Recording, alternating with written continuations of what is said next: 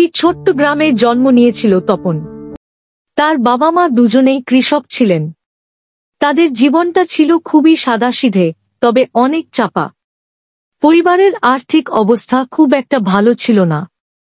তপনের বড় হওয়ার সঙ্গে সঙ্গে তার শিক্ষার খরচ বাড়তে থাকল, কিন্তু তার বাবা মা যথাসাধ্য চেষ্টা করে তাকে স্কুলে পড়াশোনা করাতে থাকলেন।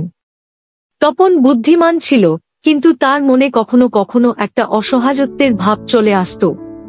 সে ভাবত, আমি কি কখনো এই গ্রাম ছেড়ে কিছু করতে পারব?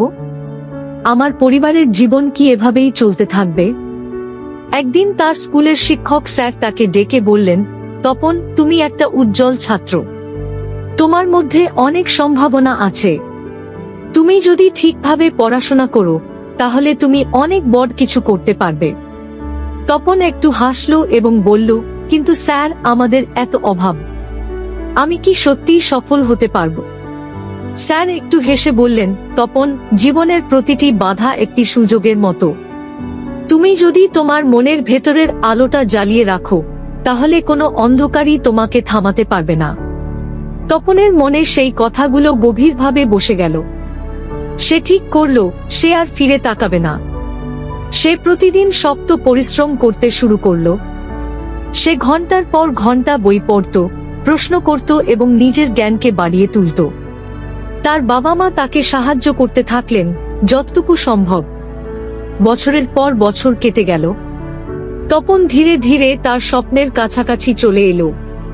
সে গ্রামের স্কুল থেকে শহরের একটি বিখ্যাত কলেজে ভর্তি হল। সেখানে সে আরো বেশি কঠোর পরিশ্রম করল। তার কষ্টের দিনগুলো তার জন্য শক্তি হয়ে দাঁড়ালো। অবশেষে একদিন তপন তার স্বপ্ন পূরণ করল। সে একজন সফল ইঞ্জিনিয়ার হয়ে তার গ্রামে ফিরে এলো। তার পরিবারের অবস্থাও এখন অনেক ভালো।